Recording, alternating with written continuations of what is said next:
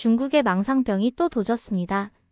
하버드 국제안보전략 강의실에서 중국 유학생이 한국은 하루도 못 버틴다며 공개적으로 비웃었죠. 하지만 단 30분 뒤 그 웃음은 완전히 사라졌습니다. 전 세계 군사 전략가들이 인정하고 있는 한국의 이것에 입을 다물지 못했거든요. 안녕하세요, 혜원입니다. 구독과 좋아요는 저에게 큰 힘이 됩니다. 저는 지윤이라고 합니다. 이날 제가 하버드 국제안보전략학과 교수님께 들었던 이야기는 제 인생을 바꾼 계기가 되었어요. 교수님은 칠판에 큰 글자로 동북아 전략 균형이라고 쓰시더군요. 그때 류하오라는 중국 유학생이 손을 들었어요. 교수님, 제 생각에 동북아 균형이라는 건 결국 미국과 중국의 힘겨루기죠. 한국에 좋은 무기가 있나요? 한국은 미국 없으면 하루도 못 버텨요.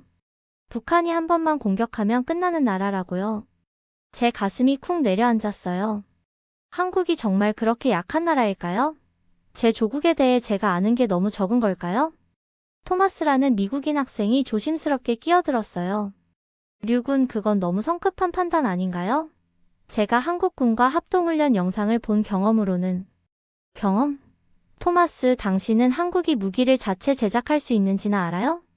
중국은 최신 무기 체계를 자체 개발하고 있습니다. 한국은? 존슨 교수님은 제게 미소를 지으시며 물으셨어요. 지윤 씨는 어떻게 생각하나요? 저는 침묵했습니다. 사실 제가 알고 있는 것도 많지 않았거든요.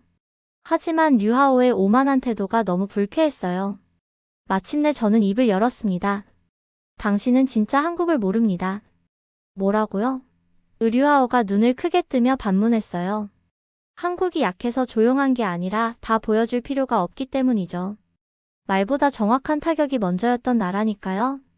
강의실이 시끄러워지기 시작했습니다. 학생들이 웅성거리며 서로 이야기를 나누기 시작했어요. 교수님은 칠판에 전략적 오판이라는 단어를 크게 써주셨습니다. 좋습니다.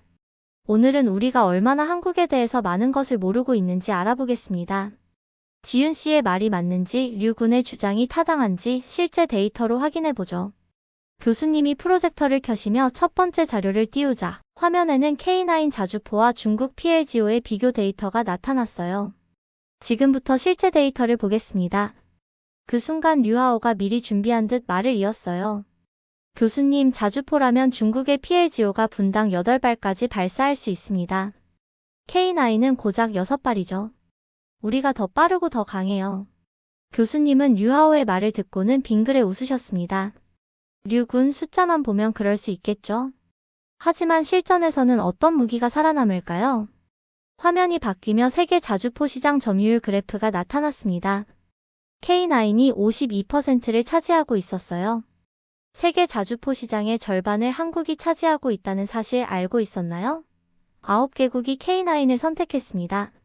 류하오의 얼굴이 굳어지기 시작했어요. 하지만 숫자는 믿을 수 없어요. 자국 기술 과장일 뿐이죠. 제가 입을 열었습니다. 그래서 그 기술을 9개국이 사갔다는 말은요? 교수님이 다음 영상을 재생하셨어요. 폴란드 군사 시범장에서 K9이 실탄 사격을 하는 장면이었습니다. 연속으로 정확히 표적을 명중시키는 모습에 강의실 전체가 탄성을 질렀어요. 실전을 겪은 무기만이 살아남는다는 말이 있습니다. K9은 이미 여러 분쟁 지역에서 검증됐죠. 화면에 K9의 수출 현황이 상세히 나타났어요. 터키, 폴란드, 인도, 핀란드, 노르웨이. 수출된 나라들의 리스트가 길게 이어졌습니다. 특히 폴란드 계약이 주목할 만합니다. 1000대 규모죠. 유럽 최대 규모의 자주포 구매입니다. 류하오가 다시 반박했습니다. 폴란드는 러시아 때문에 급하게 무기를 사는 거예요. 선택의 여지가 없었던 거죠. 교수님은 고개를 가로저었습니다. 아닙니다. 폴란드는 미국, 독일, 프랑스 등 여러 제안을 받았지만 K9를 선택했어요. 제가 자랑스럽게 말했습니다. 한국은 이미 유럽의 미래를 책임지고 있습니다. 교수님이 다음 화면을 띄우시자 거대한 K2 흑표 전차가 화면 전체를 가득 채웠습니다. 이번엔 전차입니다. 한국의 K2 흑표 대 중국 타이프 99A. 류하오가 즉시 끼어들었습니다. 중국은 1000대 넘게 운용 중입니다. 1300대예요. 토마스가 침착하게 말했습니다. 류군, 그건 숫자지 성능 얘기가 아닙니다. 교수님이 첫 번째 비교 영상을 재생하셨어요. 두 전차가 동시에 장애물을 넘어가는 장면이었습니다. K2가 1.3m 높이의 콘크리트 벽을 거뜬히 올라갔고 타이프 99원은 0.85m 높이에서 버둥거리더니 결국 포기했습니다. K2의 유압식 서스펜션이 이런 차이를 만듭니다. 실제 전장에서 이 차이는 생존과 직결되죠. 류하오가 얼굴을 찌푸리며 말했습니다. 하지만 화력은 중국이 더 강해요. 125주 포니까요. 다음 영상이 재생되었습니다. 야간 전투 시뮬레이션이었어요. K2의 첨단 연령상 조준경이 9.8km 떨어진 목표를 정확히 포착하는 장면이 나왔습니다. K2의 첨단 연령상 시스템을 보세요. 적을 먼저 발견하고 먼저 쏘는 게 더 중요합니다. 교수님이 결정타를 날리셨습니다. K2는 현재 폴란드에 1000대 수출 중입니다. 계약 금액은 약 48조 원. 유럽 역사상 최대 규모의 전차 수출 계약이죠. 류하오가 마지막으로 저항했습니다. 그건 정치적인 이유일 수도. 교수님이 차분히 말씀하셨어요. 48조 원짜리 무기를 정치적인 이유로 사나요? 폴란드는 미국, 독일, 프랑스 전차도 검토했어요. 하지만 K2를 선택했죠. 성능이 가장 뛰어났기 때문입니다.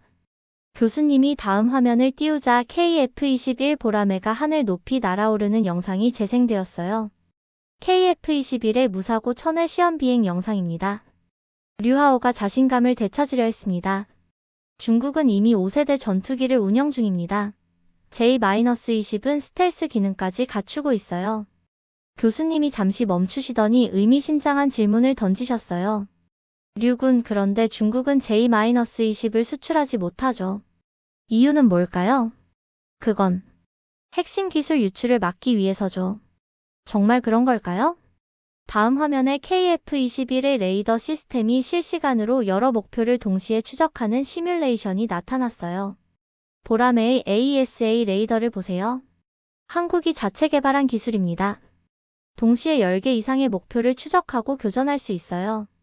화면에 보라매와 J-20의 상세 비교 자료가 나타났어요.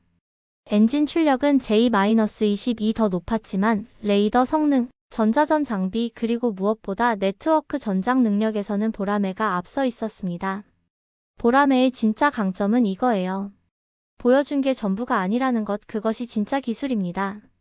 교수님이 다음 화면을 띄우자 현무 미사일의 정밀 타격 영상이 재생되었습니다. 현무 미사일 계열입니다. 각 사거리별로 다양한 종류가 있죠. 한국은 단 1M 차이로 작전 성패를 가릅니다. 류하오가 즉시 반박했습니다. 하지만 사거리에서는 중국이 훨씬 우위죠.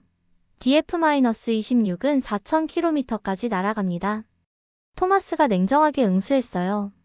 류군, 먼 거리보다 정확한 명중이 더 중요합니다. 전쟁은 야구가 아니라 골프처럼 정확성이 승부를 좌우해요. 화면에 현무 미사일의 원형 오차 확률이 1M 이내라는 놀라운 수치가 나타났습니다. 간단히 말해서 미사일을 멀리서 발사해서 창문을 맞출 수 있다는 뜻입니다. L-SAM 고고도 요격 영상이 재생되었어요. 40km 상공에서 탄도미사일을 정확히 포착하고 격추하는 장면이었습니다. 멀리 쏘는 게 중요한 게 아닙니다. 어디 맞히느냐가 중요하죠. 제가 말했습니다. 한국은 핵 없이 핵을 제압할 수 있는 나라입니다. 화면이 갑자기 바뀌며 지하 벙커 시설 내부가 나타났습니다. 킹스파이더라는 이름을 들어본 적 있나요? 한국의 전장 AI 시스템입니다. 실시간으로 전장 상황을 분석하고 최적의 작전을 제안하죠. 화면에는 AI가 수천 개의 정보를 동시에 처리하며 3차원 홀로그램으로 전장을 재현하는 장면이 나왔습니다. 류하오가 당황하며 말했습니다. 중국도 AI 전쟁 시스템을 있죠. 하지만 이걸 보세요. 다음 영상이 재생되었습니다. 킹스파이더가 통신이 완전히 차단된 상황에서도 자율적으로 작전을 지속하는 모습이었어요. 한국 시스템의 특징은 완전 자율성입니다.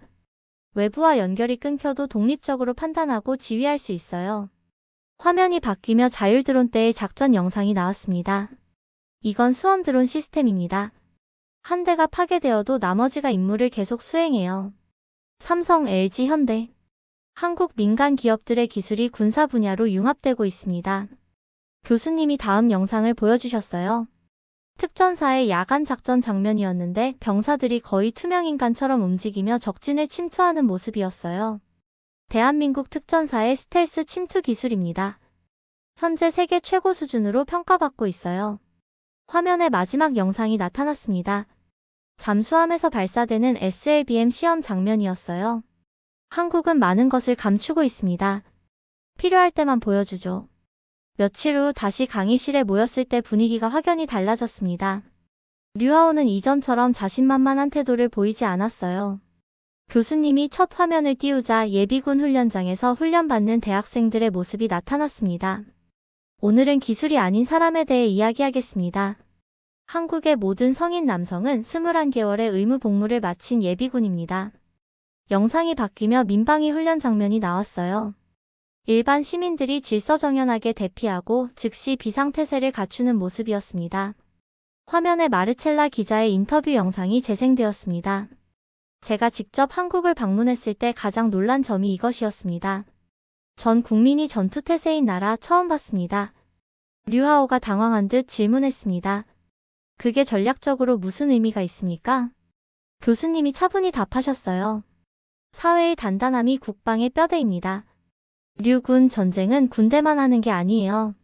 화면에 서울의 방공훈련 영상이 나타났어요. 사이렌이 울리자마자 수백만 명의 시민들이 질서정연하게 대피하는 장면이었습니다. 마르첼라 기자의 인터뷰가 계속 이어졌어요. 가장 인상 깊었던 건 서울의 지하철역이었습니다. 모든 역이 방공 대피소로 설계되어 있더군요. 지하철역마다 방공 대피소가 있는 도시 서울입니다. 제가 자랑스럽게 말했습니다. 한국은 600만 명의 예비군이 대기하고 있습니다. 이들은 정기적으로 훈련을 받고 유사시 즉시 전력화될 수 있어요. 마르첼라 기자의 인터뷰가 다시 시작되었는데 이번에는 그녀의 눈시울이 붉어져 있었어요. 제가 폴란드 사람으로서 가장 감동받은 건 이거였어요. 한국 사람들은 자신들이 얼마나 대단한지 잘 모른다는 거였습니다. 국민 전체가 예비 전사인 나라, 그것이 한국의 방패입니다. 마지막 강의실 장면입니다. 강의실은 전례 없는 긴장감에 휩싸여 있었습니다. 이제 모든 퍼즐을 맞출 시간입니다. 교수님이 첫 화면을 띄우자 한국의 국가 전략 보고서 표지가 나타났습니다. 이제 한국은 단순한 동맹국이 아닙니다. 화면이 바뀌며 최신 국제 안보 분석 자료가 나타났습니다. 한국이 전략 균형자로 새롭게 분류되어 있었어요. 미국 국방부 보고서입니다. 한국을 아시아-태평양 지역의 핵심 전략 균형자로 분류했죠. 류하오가 놀란 눈으로 화면을 바라봤어요. 더 이상 보호받는 위치가 아니라 스스로 지역 안정을 좌우할 수 있는 국가가 되었다는 뜻입니다. 교수님이 다음 자료를 보여주셨어요. 한국의 전략 마비 능력에 대한 CIA 분석 보고서였습니다. 한국은 단독으로도 적국의 전략시설 80% 이상을 마비시킬 수 있는 능력을 보유하고 있습니다. 화면에 한국의 통합전략체계 도표가 나타났어요. 육해공군, 사이버사, 우주군, 그리고 특수부대들이 하나의 네트워크로 연결되어 있었습니다. 이게 바로 한국의 진짜 모습입니다. 조용하지만 어떤 국가도 무시할 수 없는 전력을 보유한 나라. 류하오가 떨리는 목소리로 마지막 질문을 했습니다. 그렇다면 중국은 뭘 놓친 겁니까? 교수님이 잠시 침묵하시더니 천천히 대답하셨어요. 중국은 큰 소리만 쳤습니다. 한국은 조용히 준비했죠. 화면에 양국의 무기 수출 현황이 비교되어 나타났어요. 한국은 9개국의 자주포, 폴란드의 전차, 인도네시아의 전투기. 중국은 거의 공백이었습니다. 실력은 시장이 증명합니다. 한국 무기는 팔리지만 중국 무기는 팔리지 않아요. 교수님이 마지막 슬라이드를 보여주셨어요. 강자는 싸우지 않고도 이길 수 있는 자입니다. 한국이 바로 그런 나라가 되었어요. 류하오가 완전히 고개를 숙였어요. 전략적 침묵은 겁이 아니라 여유였다. 제가 말하자 교수님이 미소를 지으시며 마지막 말씀을 하셨어요. 그들이 몰랐던 사이 한국은 조용히 세계를 집어삼키고 있었습니다. 강의실에 긴 침묵이 흘렀어요. 류하오가 저를 바라보며 진심 어린 사과를 했어요. 지윤 씨, 정말 죄송합니다. 당신이 처음부터 맞았어요. 저는 그를 바라보며 미소를 지었어요. 류군, 이제 알았으니 된 거예요. 한국은 자랑하지 않을 뿐 절대 약하지 않은 나라였어요. 강의실을 나가면서 류하오가 제게 다가왔어요. 지윤 씨, 한 가지 더 배우고 싶어요. 뭐요? 한국인들이 왜 이렇게 겸손한지 말이에요. 저는 잠시 생각하다가 대답했어요. 우리는 실력보다 실제가 중요하다고 배웠거든요. 말보다 행동이 먼저라고요. 하버드의 복도를 걸으며 저는 오늘 배운 모든 것들을 되돌아봤어요. 한국은 정말 무서운 나라였습니다. 하지만 그 무서움은 위협이 아닌 안심을 주는 무서움이었죠. 조용하지만 강력하고 겸손하지만 자신 있는 나라. 그게 바로 대한민국이었습니다.